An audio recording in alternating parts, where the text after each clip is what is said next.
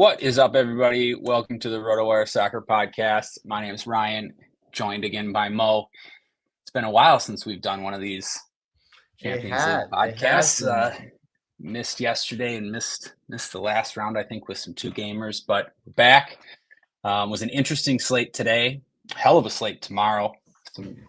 Probably the two marquee games of the slate. Arsenal defending a 3-0 lead against Real Madrid, and Bayern down 1 against Inter Milan. So two great games.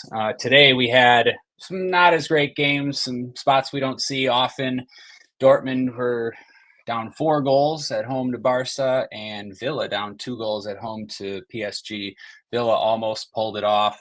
Thrilling game. They had plenty of chances to score. Looked like they did a couple times.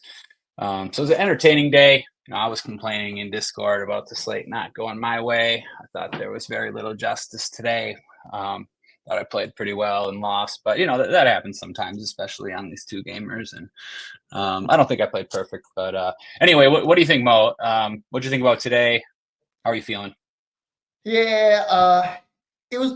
I think it's fair to say it was an exciting slate, but it was definitely a no justice slate. I'm just gonna have to say it, right? Like it started out feeling so good because with Watkins out, I was like, I've liked how Max Bayer has been playing. I knew no one was gonna play him, and at 3-8, I was like, he's gonna slot in really nice, and he was great out of the gate. He had 4 points out of the gate, first shot on goal for Dortmund. Everything was just looking so beautiful. And then Martinez spills the ball. Hakimi whacked it in. The ridiculous 7-8 play in a game that PSG are not going to be on the front foot for, hits. And that's how it goes. It wasn't all she wrote, right? I mean, there's so much more that happened. McGinn scored a miraculous goal before being subbed off. You had... It's funny because it still would have been fine without that McGinn goal. Like, everything went against me, and that McGinn goal was what pushed it over the top. I mean, he scored 20 points with a goal and assist. I think his goal took a deflection. The assist, I thought it was an own goal in real time, but I don't know, maybe Tielemans' shot was on target. But yeah, I don't know. I was surprised to see no shade here at Mo, but at least half the top players faded Gross, at least half faded Rashford. I mean, this is where I'd love to interview all the top players after today's slate and ask them about Pascal Gross, because I think you would play him for 10K on this slate if we ran it again tomorrow. To me, he clearly has a higher floor than Yamal and Rafinha. I mean, Yamal scored 2, Rafinha scored 6. I mean, just with a 4-goal lead, I just don't see how they can ever put up floors. It's just going to be constant Dortmund, and even Gross splitting sets still put up 24. So yeah, it's just annoying when I feel like, and then we had the Svensson play too. There's some people that didn't play Svensson and paid more than double for Hakimi. This is one of those things where if they both cost 7,800 tomorrow, you'd want Svensson. It's just and we could get him for 3,400 today. So it's what annoys me is when you don't we can't take advantage of stuff like that. But it happens. That's the game we play. That's the game we play. I should have been on Guirassy. Sorry, that was the other thing. I just, at least in GPP, I was on Bayer too, like you, which I also thought was a good play. He could have scored. I mean, 3,800, so I took the Bayer route too instead of getting up to Guirassy. But yeah, I don't know. What are you going to do? He's been their attacker. I mean, today I hear you on the Gross play, but if you actually pulled up his game logs, I mean, since the 47.4 assist game he had in the Bundesliga, I mean, he's just been mediocre, right? He's been mediocre. Svensson's game logs. It doesn't matter, is what I'm saying. It doesn't matter. Svensson's been good. He had 2 12-point games for 30, and again, he's 3,400 in a defense position that had no other options unless you were going to pay up for PSG. Yeah, no, I agree. Yeah. So Guirassy and Gross were those two. Just if you had Dortmund smashing, fine. but I think Dortmund's looked pretty bad. I don't rate Kovac as a coach either. So that was my philosophy.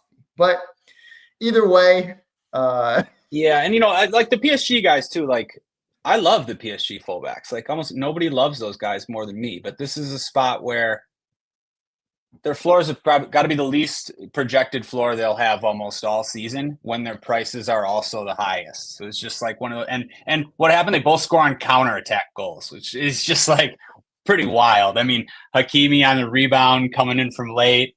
Emmy messed that one up, and then Nuno Mendes is just on fire. That was a great shot, but yeah, max tilt for those goals.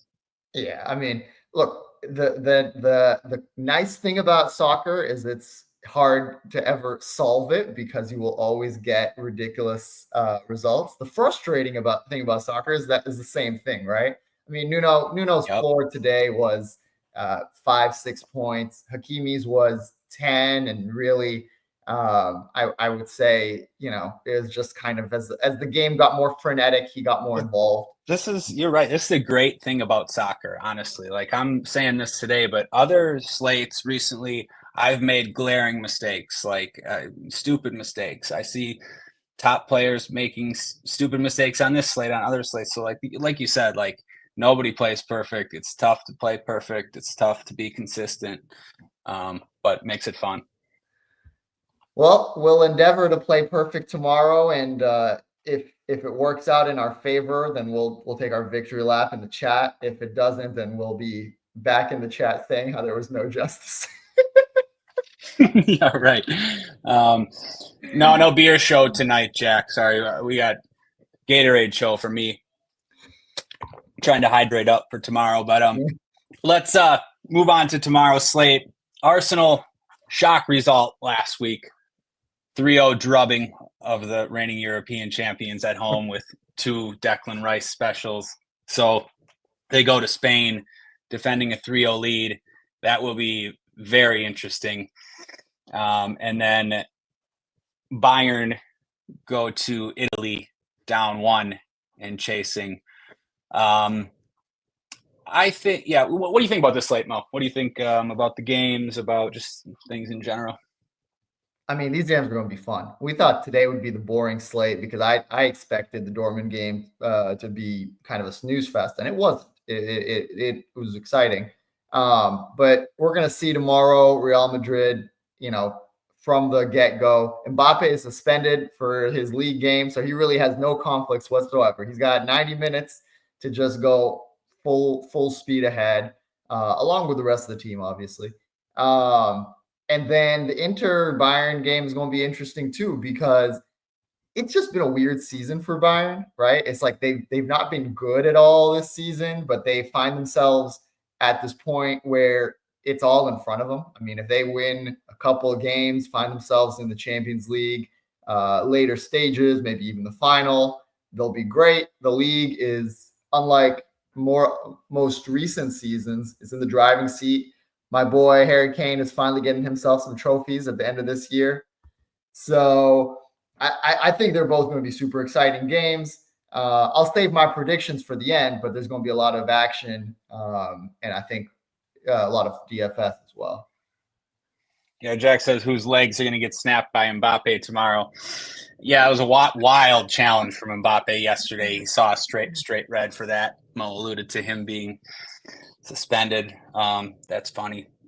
Yeah, I saw an interview with Jude Bellingham. He said remontada has been the word going around the Madrid camp this week. It literally means an extraordinary against the odds fight back. That's the name that they've also given to Barcelona coming back from 6-1 against PSG a couple years ago. So Madrid are going to be all out. That's going to be an interesting one. Can Arsenal cope? I hope so. What was Madrid down by when they came back versus City last year? That's a good question. Man, I forget the previous years so fast. Oh, here 3 is what I want to say, but it was. They weren't down by much. It was 3-2, and then they came back 3. No, they were already leading. So I must be thinking of another year. But one year they came back from like a huge deficit. I just don't remember what it was. Yeah. Okay. Let's get into it. Forward, we have Mbappe 9.6, Kane 9,200, Vinny 88, Saka 84. Look at that nice little 400 difference between all those guys. Oh, and then Rodrigo, 400 difference between all of them. Yep. Might want two of those guys. Going to want at least one. Forward's kind of tough though, right? So you have these Madrid guys. Mbappe, Vinny, both look like good options. I slightly prefer Mbappe. I just think more likely to score, going to take pens, all that stuff. And you have Rodrigo there. You'd think majority / monopoly set piece taker for Madrid, you just want to jam in this spot and not even think about it. But I don't think that's necessarily the case here. I don't know. You just look at Rodrigo's logs. He gets subbed. I mean, and also if you play him, you have to sacrifice somebody else. So that makes the slate tough. Also, do you want to play Kane or not? I showed a little bit of a floor last time. Well, yeah, 13.5 floor. They're chasing here. He's not going to get subbed. That game can go to extra time as well. So I think those are the 4 top options. Leave Saka there at 8,400. Don't expect too much from Arsenal this game. I mean, unless I don't expect much from Arsenal until the score is tied. So, I mean, if you think Madrid are going to score 3. Yeah. What do you think about forward, Mo? I think on the Arsenal forwards, you're right. I think that's pretty classic Arteta. I mean, no matter how much you tell him that you should come out attacking or whatnot, he's just more pragmatic. And I don't think he's going to do that. I think so. The current lineup we have doesn't have Modric in, and it's because it has Valverde playing central midfield along with Tchouaméni in place of Camavinga. And then, kind of from there, 4-4-2, I guess. So obviously, if Modric is out, that's different from the previous slates because he's played pretty regularly, I think, in the Champions League down the stretch. And that would give me a lot more interest in Rodrigo. I mean, I don't know.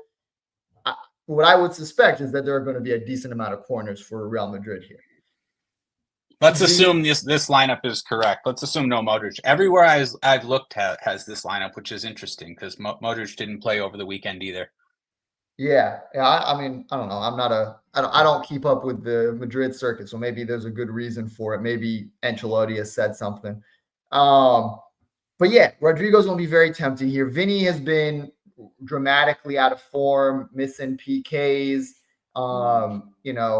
It was pretty poor performance versus Arsenal, and then only played 28 minutes and did very little with them over the weekend.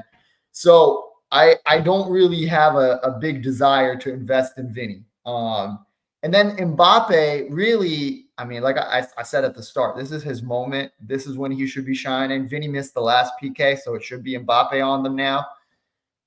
The one cautionary note I'll say is that I think I played him versus Atleti, I think when they were chasing the game there, and they got through, but no thanks to anything from him. I mean, it was just the most frustrating performance in a game where he should have really shined. And what did he give me? 4.5 points in 120 minutes, right? And the score was 4-3. Right. I mean, no, was that the aggregate? Is that after PKs or was that with goals? I think it might have been that must be like PKs. That must be the aggregate score. I mean, yeah. I think this score was just 1-0. They were defending a 2-goal lead, so they weren't chasing. I think. Yeah, you're right. They were defending a 2-goal lead, but they did concede early. I think that's why I said is they conceded in the early. First minute. Yeah. So again, like I don't say this to talk people out of it because I think he is a very good play. He's going to almost certainly go the whole distance, and chances are going to be funneled through him. He's on PKs, etc. But I would say it's going to be a situation where I try to jam both, or I'm going to have some trouble fading Rodrigo.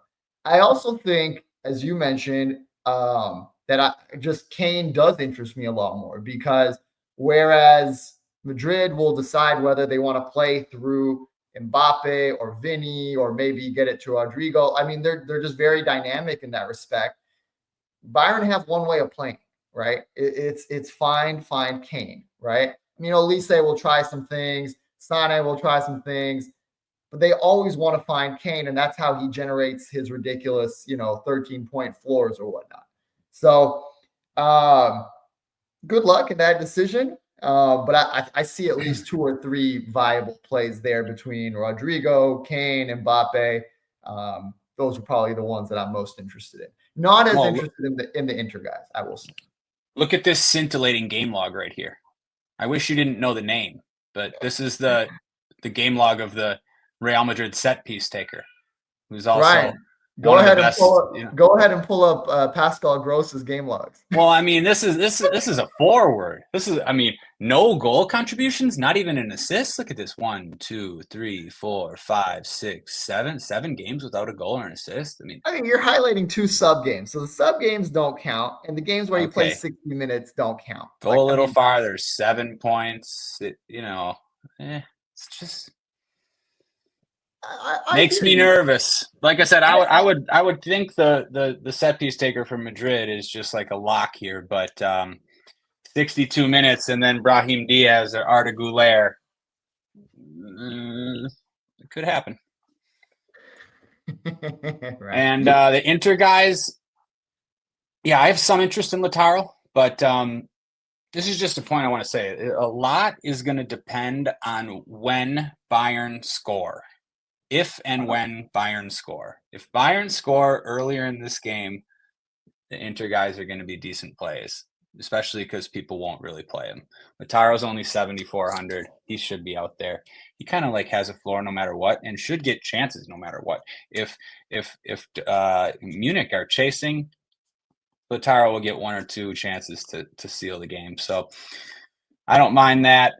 But yeah, I think you should be cognizant of that game is going to change depending on if and when Bayern score, in my opinion. It does highlight the problem, though, right? I mean, we're saying, okay, Rodrigo's game logs suck, and let's say that he probably is an early sub, right? Probably, let's say 75th minute, could easily end up with just giving you 6 points or whatever. All right, who are you fading him for, right? It's Martinez is only giving you $600, is only saving you $600 while giving you a very game script dependent floor. Assuming that it's Bayern chasing, he's going to give you very little. Thuram I'm more interested in, but Thuram's an even bigger sub risk. Well, Mo, I think it'd be for Kane, or for Kane or Vinny. Right. Which is fine, but then you're going to find yourself a little salary pressed because you're no longer having the savings, right? Right. Yep. That's the thing. Yep. So cheap forwards. I wasn't really considering any cheaper than Sane 5,400 on this slate. You willing to roll the dice again? He's got the script. Sane ruined me last slate. Absolutely ruined me. What was he? He was less than 6K. Yeah, for maybe in the GPPs, but he's not going to make my main lineup. Nope. Done with Sane. What did he do over the weekend? Actually, let me check. I didn't even see how that game went. I just, I think he will be subbed, at least from what I've seen. He will be subbed, and Elise will stay on. Yeah, I just can't do it with Sane. It's so frustrating too, because the Bundesliga game logs look great. It's right? So brutal. Yeah. This weekend you can put it aside. It was versus Dortmund, but before that, 15 points, 34 points, 9 points, crushing. 14, yeah, 16. This was here. I saw these games and I was like, oh yeah, I can do this at home against Inter. Look, he's going 90, putting up massive floors, and then just right back to being 60-minute 4-point floor Sane. Should have known, I got greedy, but yeah, onto midfield. really easy, I think. Really easy Yeah. in midfield. Elise 7,600, Kimmich 6,600. I think you just play them both in cash. Like, I don't see how you fade one. Other guys, Çalhanoğlu, again, if Bayern score in the first half, I think Çalhanoğlu could be a good play, but that's more for tournaments. Odegaard, where's Odegaard cheap at 59, but more for tournaments. Declan Rice up to 64. Again, yeah, just more for tournaments. What else can you say about Declan? Those free kicks were amazing, but can't really see much of a floor on these Arsenal guys. What do you think about midfield, Mo? Yeah, I think it's pretty straightforward, as you said. You're really gonna be taking a massive chance if you decide to fade either of Kimmich and Olise, because I think it's just gonna be cross city all day long, which might be even more reason to try to fit Kanan. But I will say, if Valverde is going to be playing up rather than his usual fullback position that they've had him in the Champions League, 5K, there's upside there. He's a floor generator on his own, right? And if he gets a goal or an assist at 5K, I mean, you're going to see him in actually, I think, a good deal of winning lineups. So that's someone I think to keep an eye out for, depending on how the rest of the lineup shakes out. But beyond that, I mean, like, as you said, very hard to move off of the core plays. Yep, totally agree. I have a lot of interest in Valverde. Everybody knows that. I think he's one of the best players in the world. One of my favorite players. I think that's a great call. The other one, I think you got to have some interest in Jude Bellingham here for 7K. Not going to get subbed. Should have a floor in this spot. I think you can compare him to Vinny Jr. I mean, they're basically like, you kind of need the same thing from them. It's been a weird season for Jude, I feel personally, right? Like I feel like he and fucking Jack. Lucas Vasquez is back at right back. Don't you listen, Jack? Oh, Jack. But what I was saying is, like, last year, if we had seen Jude at 7K, we would have jumped, right? Because for a lot of the season in DFS, he was like 10K because just scoring from everywhere. And one of the big disappointments of the season has been Mbappe just taking out all the fun in Jude, right? I mean, I know he's still scoring in the league. I know that he's gotten some goals in the Champions League group stage. But at least as I've watched him play in the knockout stages of the Champions League, it's been a little disappointing. And altogether, just been a little disappointing. So he might make me eat my words, but there's a reason why we're not super excited about it at 7K. Yeah. I'm a little bit more excited than you, Mo. Good to hear. No, I would just say Madrid have by far the highest floors on this slate. You know, I sure throw Elise and Kimmich in there, but I see this type of game right here, these 12-point floor, 14-point floor, 5 shots, shots assisted, fouls drawn.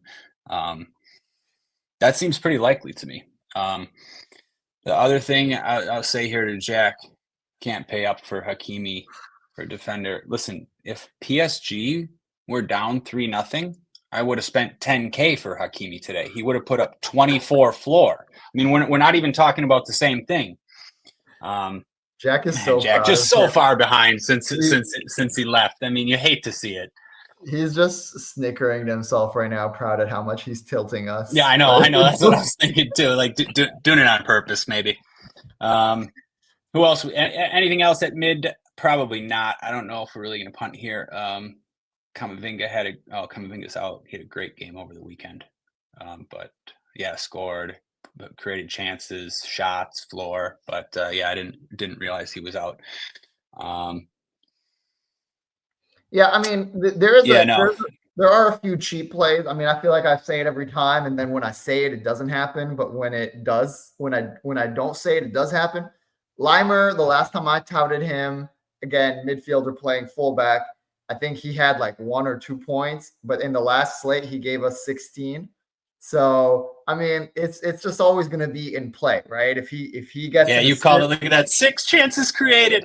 right? Because I'm Yeah. telling you, that's Yeah. he's not afraid to bomb forward, and he has a weird relationship with I was going to say Stanisic, but they're playing again. He's playing at the other side of the fullback this game. But I mean, it's just you can't predict where he's going to kind of end up, right? I do think he'll be bombing forward. I do think he'll put in crosses, or he might defer to Kimmich and You're Elise right. on the show. No, he's on. You're right. He's on the good side, playing right next to Elise, where stuff can happen. Good call. Okay, over to defense. DeMarco 6,300. Clearly looks like the best defender on the slate, but it's not the greatest What script. happened to DeMarco? I mean, he's not And in our projected. He hasn't played regularly, and he's fit. I don't actually know what happened to him. I don't know why he's not in our. He's fine. He's in every other projected I've seen. Let's Okay. see. He was injured like a month ago. Yeah, here. So I guess maybe they wouldn't start him, right? Because they got a lead and he started over the weekend here. Maybe they start Carlos Augusto. That's possible. But if DeMarco starts, you're probably going to get around 60 minutes and some set pieces. I wouldn't call him a lock on this slate. It's a tough one because there's really not many good defenders, but I don't think you definitely can't bank on 10 points. There are scenarios where he could do that. But if you go to the other defenders, like you can really cross off Arsenal. Stanisic for 4,500 at left back. That's okay, but like he's not a natural left back. It's more of like a center back there, but he still should get some points just with them chasing. And then these Madrid guys, Lucas Vasquez is a little bit interesting to me. He seems to be overlooked, but I just see corners sometimes, maybe not, or just one corner and then 5 corners. But if no Modric and Rodrigo, he's the corner taker. So worth mentioning, but not great for 5,700. You might just be punting. I don't know. What do you think about defense, Mo? Yeah, it's not. Yeah, I think it's another one of those where the candidates aren't very clear because the two teams that you expect to chase, it's just Stanisic that sits at a okay price. It's not the 38 that you had before. And then Fran Garcia and Vasquez are just very high priced. I hear you that Vasquez is an attacking fullback who should be involved, but I just don't feel like that's where I'd want to spend my money. If we enter the dark world of considering who is going to accumulate tackles and interceptions like Jack is asking us to, Timber's always good for this. He unfortunately Lewis Skelly continues to not be recognized for some reason by DraftKings as a fullback. But Timber is going to be active. I mean, he's just a guy who doesn't know how to not be active, right? He doesn't sit back. He's going to be in the game, making challenges, pushing up. By no means is he like great value at 4-6, but he's somebody who could give you that's a pretty good call, Mo. Wow, I did not. Wow, that's a pretty good call because I don't think I've ever considered like a Timber or an Arsenal guy like for defensive stats almost, but he's going to be in a battle with Vinny all game. He's going to have plenty of chances for tackles, won, interceptions, fouls drawn. He should get all those. Might commit a few, might pick up a yellow card, but that's just, that's the risk you run. But yeah, that's a good call. I'm in here trying to see who's going to get attacking stats when it doesn't look like there's going to be many, but Timber still could do that too, obviously. But yeah, that's a good point. Just not a lot of like defender eligible. Like you said, Lewis Skelly's not. Limer's not. I was going to mention Rudiger for 2,700 in a chasing script. He's going to want to fire a cross or two, maybe rip a shot. If he's I don't know. 2,700, it's gonna be hard for me to. I mean, you heard me touting him. I think on slates where he was like 3,700. 2,700, right? I mean, borderline lock. I I love Rudiger in a chase game. Didn't he Yeah. score like the winning header in some cup game recently for Real Madrid? Yes, or the equalizer or the winner, one of them. Yep. I mean, come on, he's just so good. Look at this, Mo. I mean, there you go. It's the That's what Jack we kiss need of death. Jack for. The Jack kiss of death. But he is at least sharing facts with this one. The last guy that I'm going to mention is very much in the same vein. Eric Dyer, is always live to make something happen, either with a long ball over to Kane or even just being in the box to head it in. I'm actually surprised he's in our projected, but I guess that's because Upamecano got hurt. But I mean, 2,800 again, same idea as Rudiger. It's same idea. I like that too. It's basically saving you money and then giving you an outside chance at being involved in a goal. Yeah, they're both there at that price too. And you would feel like one of them could be optimal. One of them probably. Yeah. One of them could do it. I agree. There's just if I had to pick one though, I will say it's going to be Rudiger for me, just because it doesn't show in the game logs, but I have this like thing imprinted in my head of Rudiger crossing into the box. I mean, the dude is a machine. He used to. Remember, we used to talk about it. Yeah, he's a machine. Yeah. Unfortunately, they don't have players to head crosses anymore, so he like doesn't do it. They used to. Anyways. He probably doesn't cross anymore because he's the one who's taken all the headers. I mean, he had 3 versus Valencia, 2 versus Leganes. I mean, I can't rave about Rudiger enough. If you find yourself in punt land, trying to fit in that extra forward or whatever, Rudiger will make it happen. Yeah, for sure. Over to goalkeeper.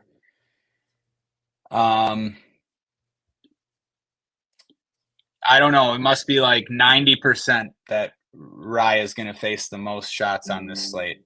So to me, he seems like a lock at keeper, at least Really? for cash games.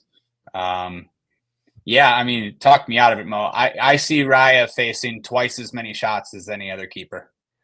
Would you call Szczesny a good play today or no? Yeah, actually. Yeah, I would. You would say he was a good play? Yeah, and all like right. if we ran that slate the rest of the week, Szczesny's going to face a ton of shots, and Kobel's not going to face many at all. Okay, so I think that's totally fine. For me, I am totally on the other side of this, right? Courtois is a guy who I love playing. I think, how did it work out last week? It didn't work out last week, but how bad was it last week? Because I think he still got his saves. Yeah, he still got 4 points. It was not, Courtois. The magic about it is that he rarely has like a bad game. So he may have an average game or a good game, but it won't be a bad game. I will say you are right about Raya accumulating saves. Thank you, Jack. I will say that taking my side on this one. Look, I get the Courtois play. I would bet though that he faces the least shots, which is fine. Like Courtois has the win clean sheet, I would say the best win clean sheet chance, but I think he faces the least amount of shots. That's where I was going, where I was saying that I do think that based on script, he's unlikely to face much, especially since especially since Arsenal don't really have guys who are in love with shooting from distance. They're gonna, if they do try to shoot, it'd probably be on a counter with them trying to pass it in the box. Best case is Partey takes like a shot from distance and 30% chance of it being on target. So I will say there's a risk there, but then I would say my second favorite might be Jan Sommer. Because that's my second favorite too, Mo. So that's good. Because I think we've seen Bayern in this spot before. Even if they somehow get the win or come back, they're going to take 10 shots on target to do it. he was the sneaky good play last week where he got, how many saves did he pick up? Must have been a lot. 6 saves. Yep. And I suspect he'll have to make the same or more, if he's going to keep his team in the game for this one. So Yep. I may have talked myself into moving Sommer into 1, and then I'll still have to think about the Raya play a little bit more. Yeah, fair. I like Sommer. He's could be my number 1 too. I have to put Raya 1. I just think he has the most save upside, but Sommer's got it too with Bayern chasing for sure. And Sommer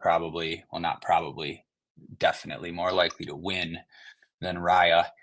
I will say I'd be scared to fade Raya though in like cash game stuff. I make the Courtois play so many times, and then the second half, like Arsenal aren't going to be out of their own half even one time, and you're going to be like sitting there with 0 saves and just seeing 2 points, 2 points, 2 points, 2 points, just like getting racked up by Raya. We've seen these spots so many times. You're just helpless to the underdog keeper. Yeah. I can't imagine. But maybe the shots go in, which hasn't been happening. There's been no justice like with these chasing teams. Maybe Madrid's first couple of shots like go in, but that just hasn't been happening. It seems like ever. So these guys just rack up saves, but it could go either way. I will say in his defense, if I play Raya, it becomes very easy for me to get Sané in as well. And so the play is slowly growing on me because of that, just because I feel I've been fading Sané correctly, and I just feel like this might be his moment to finally do something. Could be. He could also. He does have that kind of quality, and just DFS in general, where like now's the time where people are going to be off him. Like, and that's, then he pops back up. At the same time, I mean, I feel like I do have to be realistic and say the best case scenario is probably what we saw out of Bayer today, where he actually plays good, but he only gets his 60 minutes or so because they got to get in Coman, Gnabry. I just realized something, Mo. I think you talked a little bit of sense into me. He is the only cheap option. Like the only cheap option.